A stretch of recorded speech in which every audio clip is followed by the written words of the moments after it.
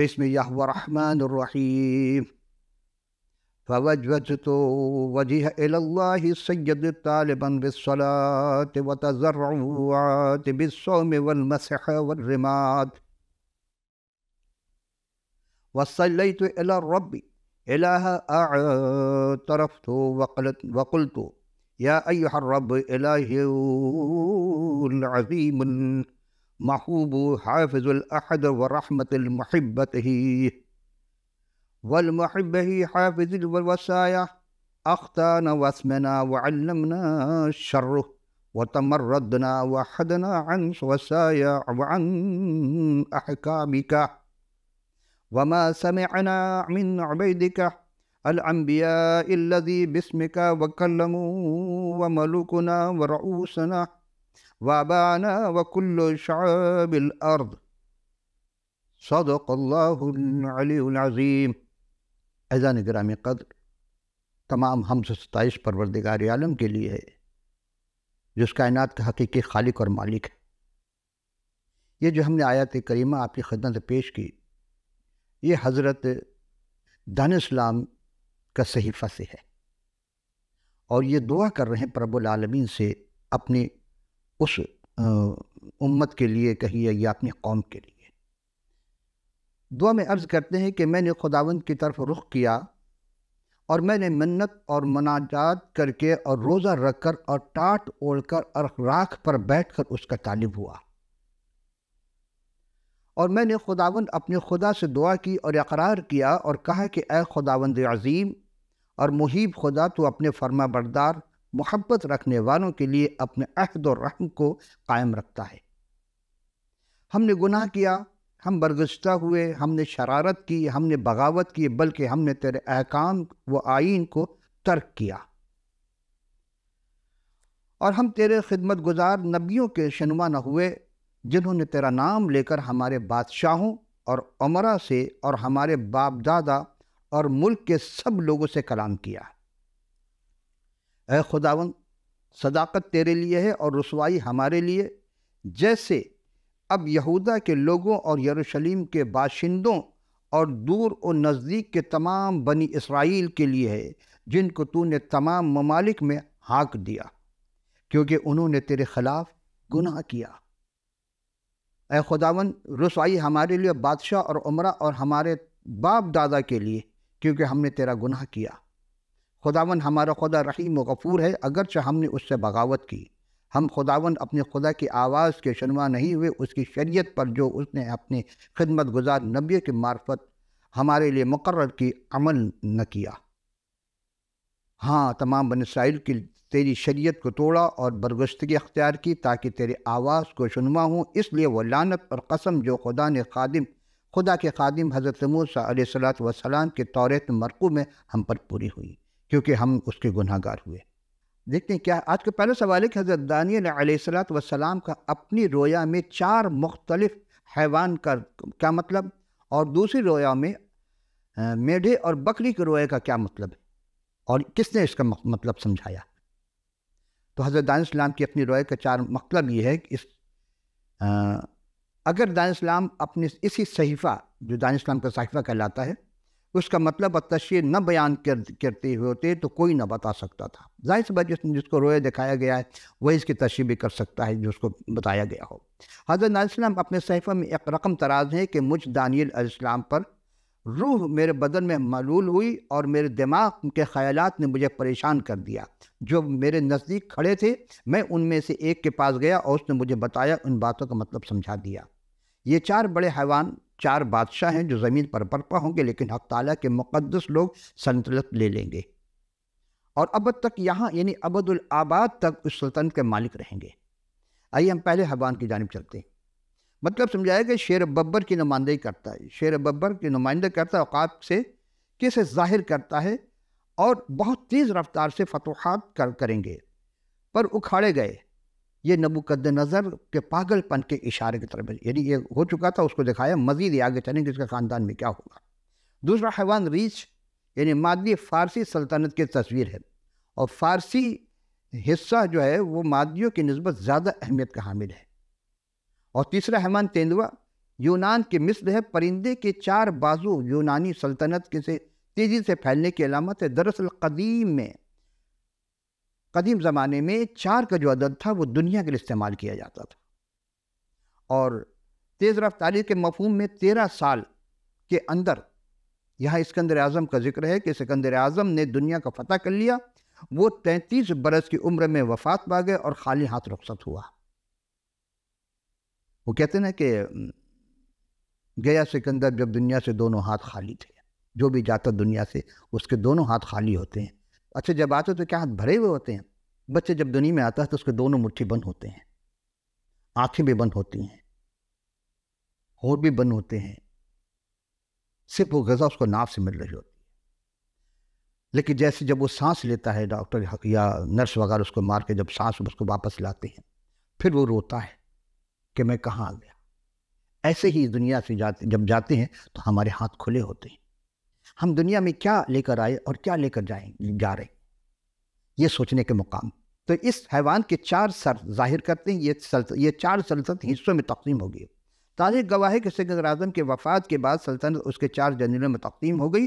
اس کا مطلب یہ ہے کہ اخلاقی، نظریاتی، تربیتی یا دنیاوی ہوں گے، اس کا کردار غیر روحانی ہوگا۔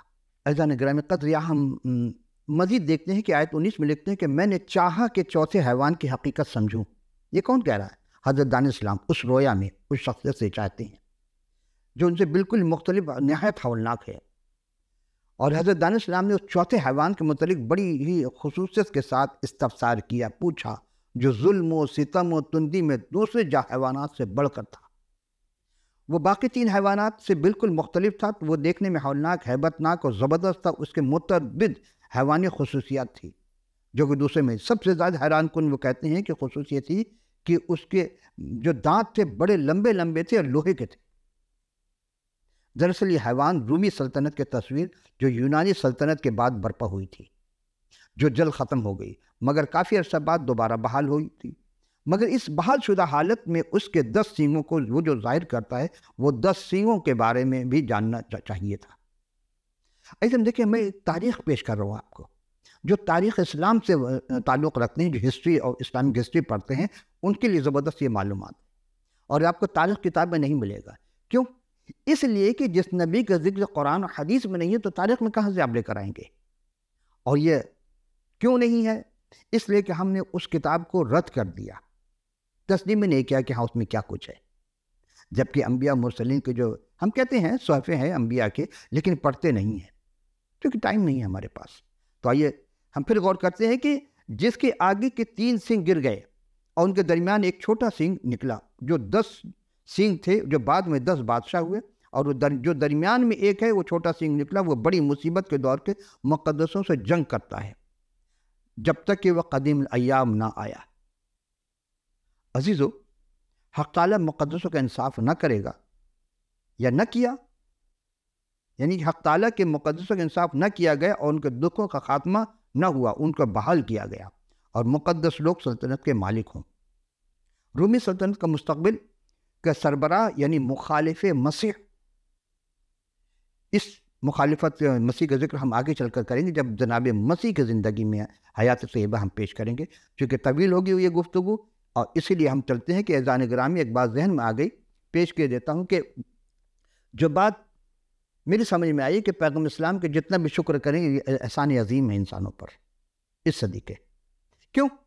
کہ کاش ہمارے مترجمین، مفسرین اور مبلغین، علماء فقہ، خواہ وہ علماء حق سے ان کا تعلق ہے یا علماء سو سے، دونوں کو کرنا لازم ملزوم تھا، اب بھی کر سکتے ہیں، کہ جب اپنے مدارس کے فارغ التحصیل طالب جو جس کا تعلق حقیقت سورۃ العصر سے ہے، بہت گہرا ہے، یعنی توبۃ النصوحہ کے بعد سب سے پہلے ایمان بالقلب ہونا چاہیے، پھر اعمال صالحہ، پھر حق اور حق الیقین پر قائم رہنے، اور ایام المصائب میں صبر کرنا ہے۔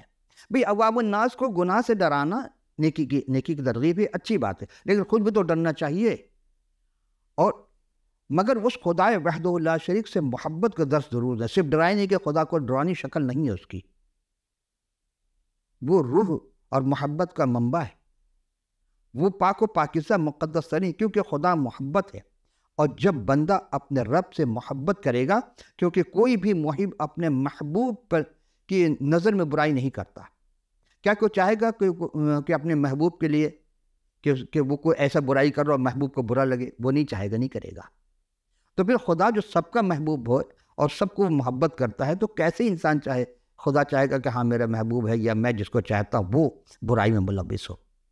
کیونکہ خدا کو برائی سے، گناہ سے نفرت ہے۔ خالق کائنات جو کہ اصل میں وہی حی القیوم عالم الغیب ہے، ہمارے تمام عیوب کے باوجود ہمیں اپنی نعمتوں سے آراستہ کرنے کا قدرت رکھتا ہے اور دیتا ہے، اپنی نعمتوں سے آراستہ کرتا ہے، بلکہ عطا میں کمی نہیں ہوتی ہے۔ کیونکہ ہر جگہ موجود ہے، وہ ہمیں دیکھ رہا ہوتا ہے۔ بس ہمارا خیال ہے کہ نہیں دیکھ رہا ہے، جبکہ وہی ناظر منظور ہے، اور انہی کے حضور اپنے گناہوں کے اقرار اور توبۃ النصوح بالانسان، ایمان باللسان و تصدیق بالقلب ہی سے بچ جائے گا۔ جس طرح ہم نے آغاز میں حضرت دانیہ السلام کی دعا آپ کی خدمت پیش کی، انہوں نے اقرار کیا، ہمیں بھی یعنی اسی کے حضور اپنے گناہوں کا اقرار کرنا لازمی۔ حضرت دانیہ السلام نے رویا کہ سلطنت و حشمت اور مملکت کے بارے میں جو انہیں دی جائیں گی، تاکہ سب لوگ امتی اور اہل لغت ان کی خدمت گزاری کریں گے۔ عزیزم، اس سلطنت ابدی سلطنت ہے جو جاتی نہیں رہے گی، ان کی یعنی ختم نہیں ہوگی، لازوال ہوگی، اور ان کی مملکت میں کوئی بھی ظالم نہیں بن سکتا۔ اسی گمنام ترجمان نے چوتھے حیوان یعنی 10 سینگ اور روبدار چھوٹے سینگ کی کچھ وضاحت یوں کی ہے کہ چھوٹا سینگ حق تعالیٰ کے خلاف باتیں کرے گا، مقدسوں کو تنگ کرے گا، اور 3.5 سال کے لیے یہودی کیلنڈر کو بدلنے کی کوشش کرے گا۔ دیکھیے وہ بات کہ جو ابھی نہیں ہوئی ہیں اس کا تذکرہ کیا جا رہا ہے، اور جو ہوں گی اس کا جو ابھی یعنی تو اس وقت کے مستقبل تھی، لیکن بعد میں ماضی بن گئے، اب ماضی کی باتیں ہوگی۔ اچھا، یہ باتیں تو 600 سال قبل مسیح ہے، تو کیا مسیح نے اپنی پہلی آمد پر کچھ نشاندہی بھی فرمائی ہے کہ نہیں؟ سوال تو یہ اٹھتا ہے۔ بالکل فرمائی ہے، کیونکہ بعض لوگ کہتے ہیں جی 14 سال پرانی کتاب میں دیکھیں، یہ بھی مرقس میں یہ بھی لکھا ہے، لیکن کیا یہ باتیں ہیں لکھی ہوئی جو کتاب مقدس میں اتنے 100 سال پہلے، 600 سال قبل مسیح کیا گیا؟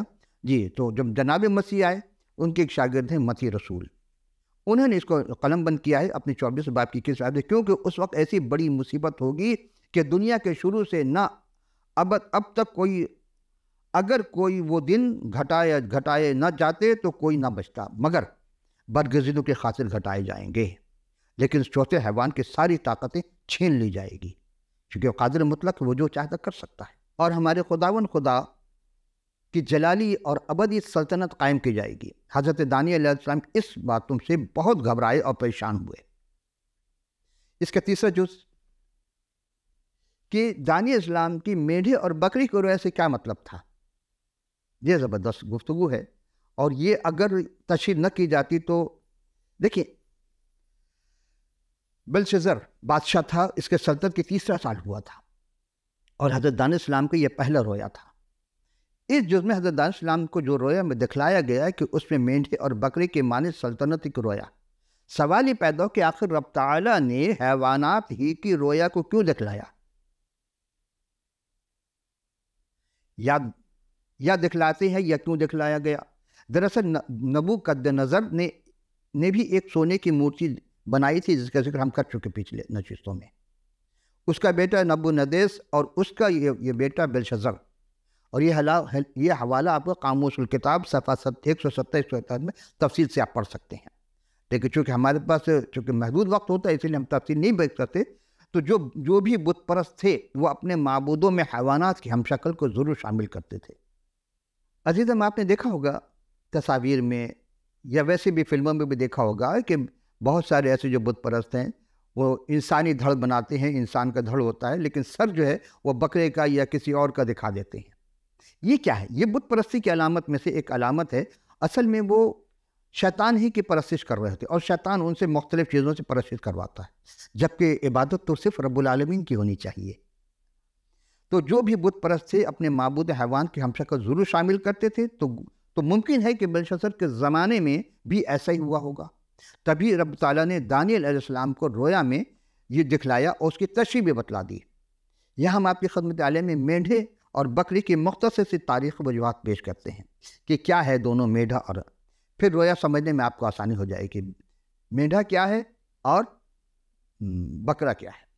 میڈھے کی رویا کا مطلب ہے میڈھا اصل میں مادہ ہے، بھیڑ مادہ ہے، اس کا نر جو ہے وہ میڈھا کہلاتا ہے، اور اس کا جو بچہ ہوتا ہے اس کو کہتے ہیں برہ۔ آپ نے سنا کہ برہ کی قربانی کرتے ہیں، اس بچے کی قربانی کرتے ہیں، اور کسی نے خود کو برہ بن کر کے قربان کیا تھا اپنے۔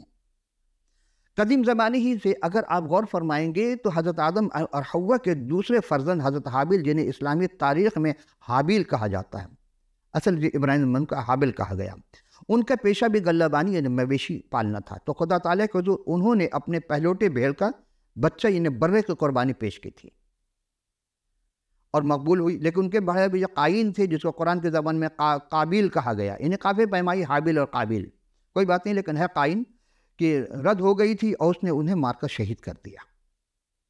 باقی واقعات آپ کے ذہن میں ہے۔ تو گویا غلہ بانی کا جو پیشہ ہے اور اس کا سہرا حضرت حابیل کے سر جاتا ہے، یہ حابیل کی سنت ہے غلہ بانی کرنا۔ تو تمام انبیاء میں یہ منتقل ہوتی رہی، کیونکہ انبیاء کو چوپان بھی کہا جاتا ہے۔ سب سے اہم بات یہ کہ اس زمانے میں، بلکہ آج بھی یہی سب سے اہم ملکیت ہے کہ بھیڑ بکریاں گائے بیل وغیرہ اس کا دودھ کا کاروبار ہوتا ہے، پیشہ ہے۔ اون، گوشت اور اس کے کھالوں سے مشق اور دوسری چیزیں لباس وغیرہ بنائی جاتی ہیں، اور اب بھی جاری و ساری ہے۔ پھر زمانہ گزرنے کے ساتھ ساتھ عبرانی لوگ اپنے حاکموں کو اون بطور خراج دیتے تھے۔ ایک اور اہم بات کہ بھیڑیں چربی بھری دم، یعنی جس کو دمبا بھی کہتے ہیں، یہ دمبے کہتے ہیں، اس قسم کے، ان میں تقریباً 5 سے 7 کلو کی لگ بھگ وہ چربی ہوتی ہے اور بطور روغن استعمال کیا جاتا ہے۔ کلام مقدس میں بھیڑیں بھولے پن، سادگی، بے وقوفی کا عنصر موجود ہے، یعنی سادہ پن ان میں۔ یہ انسانوں کی طرح بھٹک جاتی ہیں، کھو جاتی ہیں، یہ بغیر غلہ بان کے بے کس و بے یار و مددگار لافارس بھی ہو جاتی ہیں، اور بہت ہی بڑی مثال خوبی کے بے کسی اس پہ ظاہر نہیں ہوتی کہ بال کترنے اور ذبح کرنے کے وقت وہ زبان بند تک نہیں کھولتی۔ دوسرے جانور آواز لگائیں گے، وہ آواز بھی نہیں لگے، چیختی بھی نہیں، یہ خاموش۔ اور اسی بات کو متی نے اپنے 7ویں باب کے 15 آیت کے مطابق کہ جھوٹے نبی بھیڑوں کے لباس میں پھرتے رہتے ہیں۔ بھیڑ معصومیت کی علامت یہ وجہ کہ بھیڑیوں کے درمیان سخت خطرے سے دوچار ہو جاتی ہیں۔ آج بھی بہت سارے پارسائی کے جامہ پہنے ہوئے بھیڑ بنی، اصل میں بھیڑیاں اندر سے، اور کیا کچھ نہیں ہوتا ہمارے معاشرے میں۔ عزیزم، روز محشر لوگوں کو بھیڑ اور بکریوں سے تشبیہ دی گئی ہے۔ کیا مراد؟ شاید اس لیے کہ بھیڑ سفید اور بکریاں کالی ہوتی ہیں۔ ممکن ہے سفید رنگ نیک اور بد کے درمیان تمیز کو، امتیاز کو ظاہر کیا گیا، نشاندہی رکھی گئی ہے کہ مزاج میں بڑا فرق ہے، بھیڑیں زیادہ حلیم اور سلیم الطبع ہوتی ہیں۔ یہ تو یہاں تک مادہ کی بات ہو رہی تھی، اب نر پہ آئیے۔ نر جو ہے میڈھا کہلاتا ہے، اس کے سینگیں تیز اور خمدار ہوتی ہیں اور تیز مزاج بھی ہوتا ہے، اور کاہن انہیں بطور نرسنگا اس کے استعمال کرتے ہیں۔ علماء کرام کا بیان ہے کہ قیامت میں جس کو سور کہا جاتا پھونکے جائیں گے، تو دراصل یہی نرسنگا ہی پھونکا جائے گا، اور ان میں تیل رکھا جاتا تھا، میڈوں کے کھالوں کی طرح سرخ کر کے انہیں خیمہ اجتماع میں استعمال کیا جاتا تھا۔ قربانی کے لیے بھیڑوں کی نسبت مینڈھے زیادہ استعمال ہوتے ہیں۔ اب آئیے بکرے کی جانب، کہ اردو زبان میں محاورہ ہے کہ بکرے کی ماں کب تک خیر منائے گی، کبھی تو چھری کے نیچے آئے گی۔ محاورے میں بکرے کو بدکاری سے تشبیہ دی گئی ہے، یعنی بدکاری کب تک چھپ سکتی، ایک دن عیاں ہو ہی جاتی ہے۔ اور پھر اسی چیز کو سنسکرت زبان میں اصل میں کیوں کہا گیا اس کو، یہ دو لفظ مل کر کے ایک لفظ بنا۔ سنسکرت زبان میں اسے چھگ مانس کہا جاتا ہے، اسی لفظ کا بنگالی زبان میں زبر سے کہا جاتا ہے، پیش میں تبدیل کر کے چھوگ مانوس، اور سنسکرت میں چھگ کہتے ہیں بکرا کو، مانس کہتے ہیں آدمی کو، یعنی یہ دونوں لفظ کا مرکب بنا ہے چھگ مانوس۔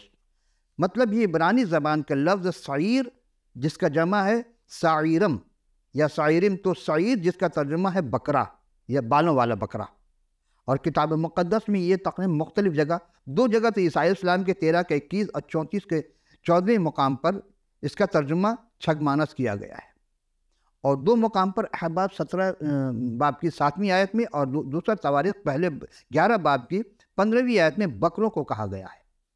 اور اسی طرح دوسرا سلاطین 23 باب کی 8ویں آیت میں جس لفظ کا ترجمہ پھاٹکوں کیا گیا دراصل وہ ساریم ہے، سے ملتا جلتا لفظ غالباً سارم نہیں بلکہ ساریم ہے، جس کا ترجمہ بکرا ہی ہے۔ رومن کیتھولک میں اس کا ترجمہ شیاطین کیا گیا ہے۔ عزیزان گرامی، اب ہم اس تمہید کا بھید آپ سنیے۔ یونانی دیومالائی میں چھگمانوس یعنی آدھا آدمی اور آدھا بکرا دکھایا گیا ہے۔ یہ نہایت ہی شیوانی دیوتا تھا۔ غالباً ان حوالوں ہی میں اسی دیوتا کی طرف اشارہ ہے، اور بنی اسرائیل بھی پہلے اس کی پرستش کرتے تھے۔ ان روحوں میں میڈھے اور بکرے کے معنی سلطنتوں کو ظاہر کیا گیا ہے۔ میڈھا فارس اور 2 سینگ مادی اور فارس کے بادشاہ اور 1 سینگ دوسرے بڑا تھا۔ فارس کے بادشاہ زیادہ طاقتور تھا۔ میڈھا مغرب شمال اور جنوب کی طرف تندی سے فتوحات کرتا ہے۔ ایسا معلوم ہوتا ہے اس کی مزاحمت کرنا ممکن نہیں ہے۔ اور حضرت دانیال اسلام نے اپنے 8 باب کے 9 سے 14 آیت میں یہ واضح کر دیا کہ سکندر اعظم کے وفات کے بعد 4 حکومتوں یعنی 4 حصوں میں تقسیم ہو گئی، لیکن یہ بات رویا میں اس طرح ظاہر کی گئی کہ بڑا سنگ ٹوٹ گیا اور اس کی جگہ 4 عجیب سنگ۔ اصل میں ہم نے دیکھا ہے کہ اسلامی روایت میں خواب کا بڑا تذکرہ ہے، اسی لیے اس خواب کو ہم آپ کی خدمت پیش کریں کہ تاکہ خواب کے معنی کو سمجھے کہ خواب کا معنی روحانی طور پر کیا ہوتا ہے۔ ظاہری طور پر کچھ ہوتا ہے، روحانیت میں کیا ہے؟ تو ان میں سے ایک پر بعد ایک چھوٹا سنگ انطاکیہ ایفیسس اور حکومت کرنے لگا، اور انطاکیہ ایپیفینس کے فوجی فتوحات ان جنوب اور مشرق کی طرف تھے، پھر فلسطین یعنی جلالی ملک میں لے گئی۔ آیت 10 کے مطابق یہودیوں پر ان کے مظالم کا بیان ہوا ہے، جس کی سب سے بڑی وجہ یہ ہے کہ اس نے خداوند متعال کی تکفیر کی اور یروشلم میں قربانی موقوف کرا دی اور ہیکل کو ناپاک کیا۔ اصل یہ چیز ہے کہ جب ہم خدا کے قانون کو توڑتے ہیں، اس کے پاک چیز کو، پاک مقدس کو ناپاک بنا دیتے ہیں، تو پھر خدا کا عذاب نازل ہوتا ہے۔ آج بھی ہو رہا ہے کسی نہ کسی انداز میں، لیکن ہم غور نہیں کر رہے ہیں۔ آیت 11 کے بارے کے مطابق دانیال کو یہ بھی بتایا گیا کہ ہیکل کو ناپاک کرنے کے سلسلے میں 2300 دن تک جاری رہے گا۔ یہ تمام باتیں 171 قبل مسیح اور 156 قبل مسیح کے درمیان واقع پذیر ہو چکی ہیں۔ لیکن عزیزو، پھر سوال ہوتا ہے کہ وہ میڈھے بکری کا جو رویا ہے، اس کو معنی کس نے بتایا؟ اور یہ حضرت دانیال اسلام کے 8ویں باب کے 15 سے 17 آیت میں واضح ہے کہ حضرت جبریل فرشتہ کو حکم ہوا کہ دانیال کو اس کے رویا کے معنی سمجھا دے۔ اور پھر 18 سے 26 میں بالکل مختصر، چونکہ وقت بہت کم ہے، ان آیت میں اہل طریقت کے لیے ایک قابل غور عرفانی باتیں ہیں۔ میں تمام سلاسل کے بچوں سے، بزرگوں سے، برادران و خواہران سے، مبتدی ہو جو بھی ہو، ہم چاہتے کہ آپ اپنی تعصب کی اینک اور چادر کو اتار دیں، اور پھر آپ کو یہاں وہ حضرت علی کرم اللہ وجہ کے ایک قول ہے کہ علم مومن کا کھویا ہوا خزانہ ہے، جہاں سے ملے لے لو، اور ہمیں قدغن وہ لگا دی گئی کہ آپ نہیں لیں۔ تو اس کا مطلب حضرت علی کے قول کو جھٹلا رہے ہیں۔ حضرت علی سے کس سے سنا تھا؟ انہوں نے حضور سے سنا تھا۔ تو علم و عرفان کی باتوں کا کلام الہی سے جاننا بہت ضروری ہے۔ حضرت دانیال اسلام اگرچہ باہمت، خدا پرست، جرأت مند شخصیت کے مالک تھے، مگر فرشتے کی حضوری میں ایسا ہوا کہ منہ کے بل گر پڑے اور اس پر انہیں گہری نیند طاری ہو گئی، یعنی بے ہوش ہو گئے، آج کے زمانے میں کہیے۔ دراصل یہاں شاید خداوند قدوس کی قدرت اور تقدیس پر زور دیا گیا ہے، جو اس کے فرشتوں کی حضوری میں بھی شدت سے محسوس ہوتی ہے۔ تو مستقبل ان کے ہم پلہ شخص دیکھتے ہیں۔ یہاں سوال ہوتا ہے کہ جب فرشتے کی روحانیت کو ہم دیکھ کر برداشت نہیں کر سکے، تو جب پروردگار عالم کو دیکھیں گے تو کیا برداشت کر لیں گے؟ لیکن پروردگار عالم کو کوئی تو قائم مقام آیا تو زمین پر دوبارہ آئے گا، تو اس کے لیے ہم پھر اپنے آپ کو تیار کریں۔ ایک بادشاہ جو تو شروع ہوگا، وہ بڑی مصیبت کی ایام میں مقدس لوگوں کے بے دریغ ستائے گا اور ہلاک کرے گا۔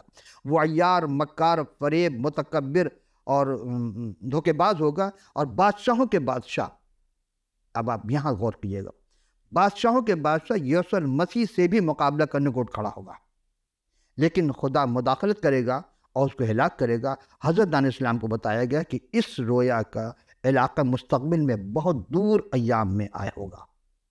اسی کو ہم نے آپ کو پچھلی نشست میں سورہ بقرہ کی آیت نمبر 210 میں پیش کیا تھا۔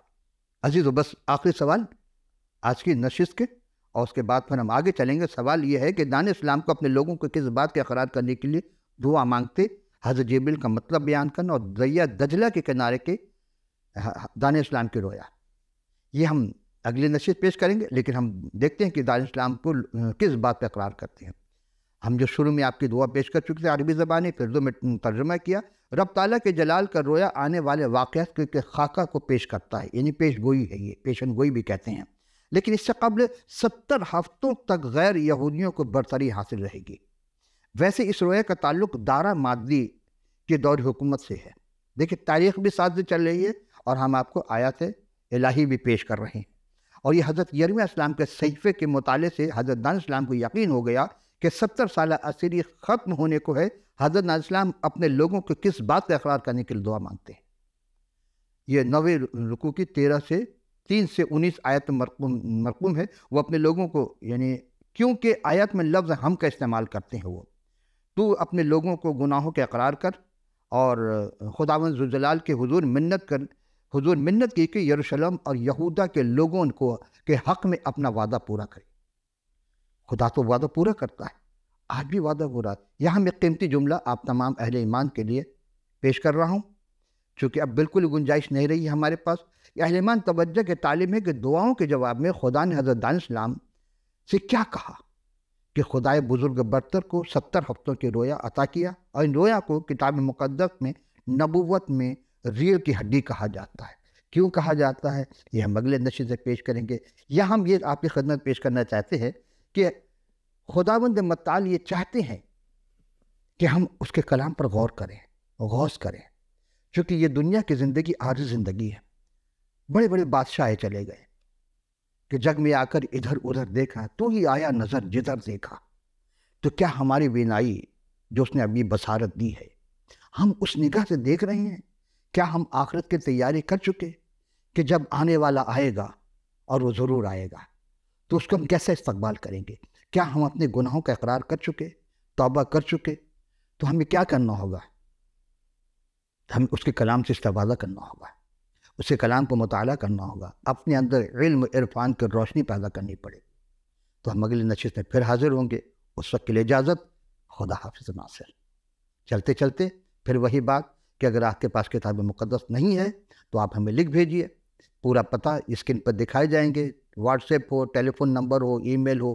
آپ ہمیں پروگرام کے آخر میں اپنے فیڈ بیک سے قیمتی آراء سے خود آگاہ کیجیے گا، اور ہم آپ کے پتے پر کتاب مقدس فی سبیل اللہ ارسال کر دیں گے۔ خدا حافظ ناصر۔